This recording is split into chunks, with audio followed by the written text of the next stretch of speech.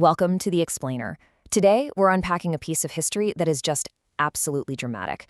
I mean, if you're at all fascinated by naval clashes, high-stakes rebellions, and these really sudden, violent shifts in power, you're in the right place. We're turning back the clock to a brutal 16th century Danish civil war to follow the unbelievable rise and fall of a man named Skipper Clement. We're going to map out exactly how this played out, using the historical records to guide us through what is honestly one of Denmark's most turbulent chapters. Okay, let's dive into this, because the central question we're exploring today is pretty staggering. How does a highly successful merchant, a guy completely accustomed to the systems of trade and wealth, become the charismatic leader of a bloody peasant rebellion, only to end up being drawn and quartered in a public square? It's a completely tragic arc, and to really grasp it, we need to start right at the beginning of his remarkable life. Section 1. Merchant to Royal Privateer. He was born Clement Andersen around 1484 to a farming family in Aalborg parish, up in northern Jutland.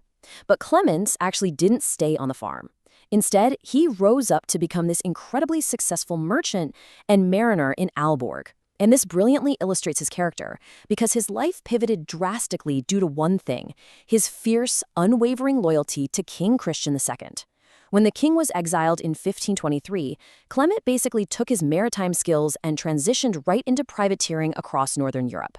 He actively harassed the exiled king's enemies, specifically the massive, powerful Hanseatic League, and he quickly earned this fierce reputation for his naval skill and, really, his tactical audacity. Section 2. Sparking the Count's Feud. So how does he go from rogue privateer to a national revolutionary? Well, it was triggered by a massive political vacuum. The conflict is known as the Count's Feud, or Grevensfechte. It was this devastating, brutal civil war that totally ravaged Denmark from 1534 to 1536, and it all kicked off following the death of King Frederick I. Basically, the ruling nobility and the commoners fundamentally disagreed on who should succeed the throne. For the common folks, the stakes were incredibly high.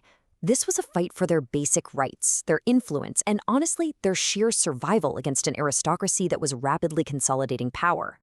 Let's see how this builds, because the escalation was surprisingly rapid. First, you have the exile of Christian II in 1523, which really radicalized Clement.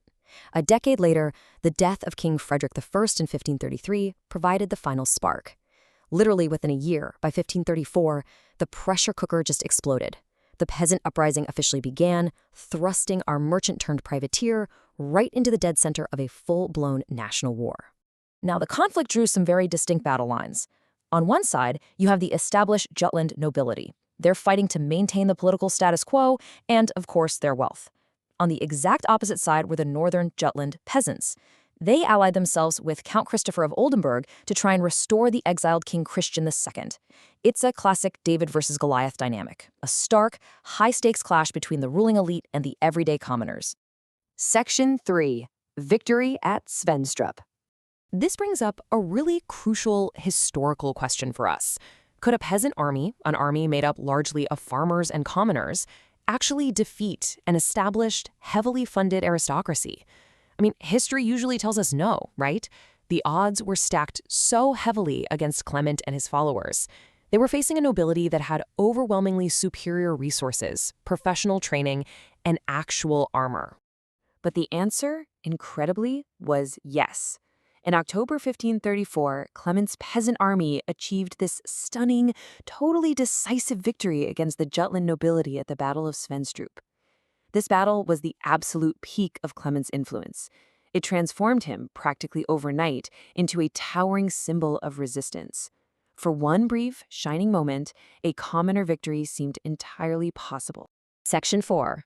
The Massacre at Aalborg. Unfortunately, that high from Svenstrup was really short-lived, as the tide of the war turned drastically.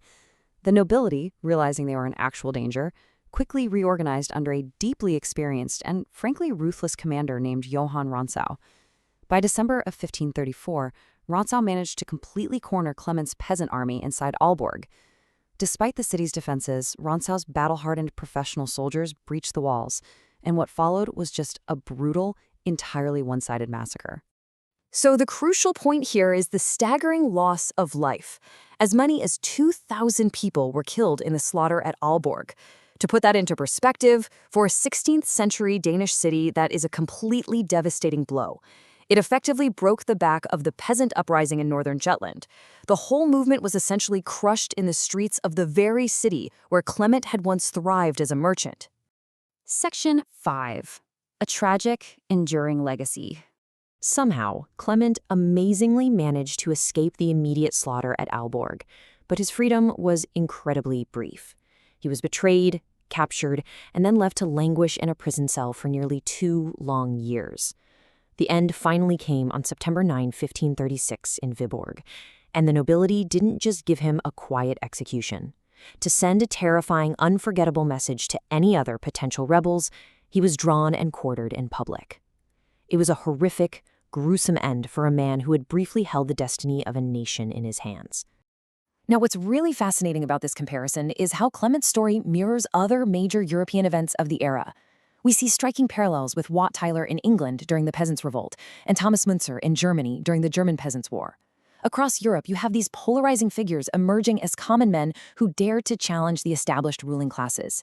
Much like Tyler and Müntzer, Clement evolved into a legendary folk hero. He became a lasting symbol for socioeconomic change and a champion against tyranny, even though, tragically, all their rebellions were ultimately crushed. So, why does all this history matter to us today? Well, Clement is viewed by historians as the last great leader of a peasant rebellion in Danish history.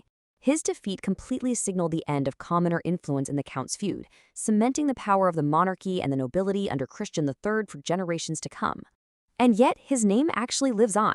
In fact, the Skipper Clement School, right there in Aalborg, serves as a permanent homage to him in the very city where he spent his career and fought his final desperate battle.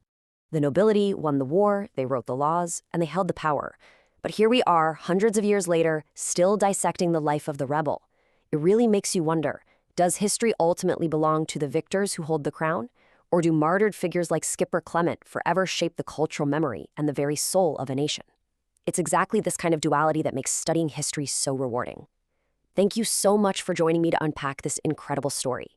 Keep asking questions, keep looking closely at the sources, and I'll see you in the next explainer.